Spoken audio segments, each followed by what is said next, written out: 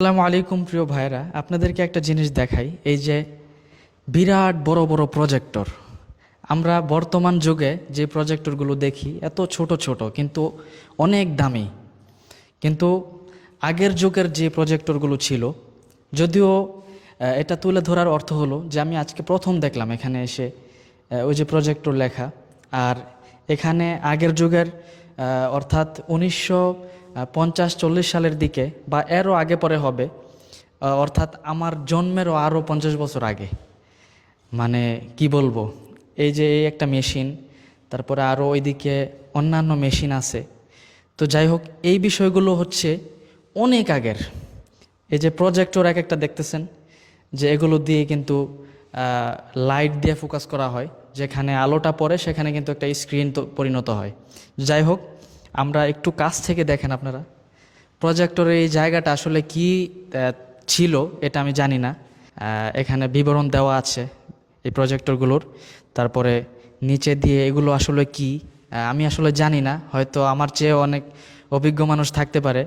ইসমাইল ভাই তো ক্যামেরা চালান, আপনার কি? মনে করো আমার বাবা ভাইয়ের থেকে 2002 বা 2004-এ আমার জন্য একটা ক্যামেরা নিয়ে আসছিল। তখন খুবই ছোট ছিলাম, হয়তো 5-6 বছর হবে। তখন ওই ক্যামেরার মধ্যে রিল লাগানো হতো, বুঝতে পারছো? তখন ওইটা এত ছোট ছিল।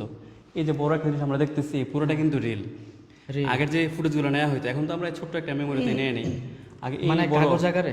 হ্যাঁ হ্যাঁ, তখন এই কাগজ আকারে এই এত বড়, এটা পুরোটা কিন্তু একটা মেমোরি হিসেবে ধরা যায়। আমরা যেটা মেমোরি বলি এখন, এটা পুরোটা একটা রিল ছিল। আচ্ছা আচ্ছা, তা আমার মনে হয় না ইসমাইল ভাই যে ব্যাখ্যা করছে এটা মনে হয় সঠিক। আবার মানে আমরা তো বর্তমান যুগের মানুষ, কিন্তু যারা আমাদের থেকে অনেক বয়সে বড়, অতীতে যারা এসেছেন বা এইগুলোর সাথে পরিচয় আছে, তারা হয়তো অনেক ভালো বুঝতে পারবে। যাই হোক, আমি এটা নিয়ে গবেষণা করতে আসিনি।